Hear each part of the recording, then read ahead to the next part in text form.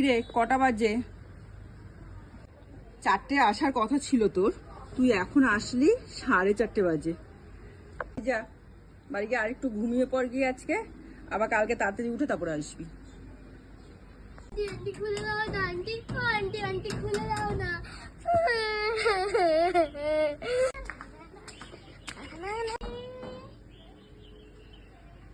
aunty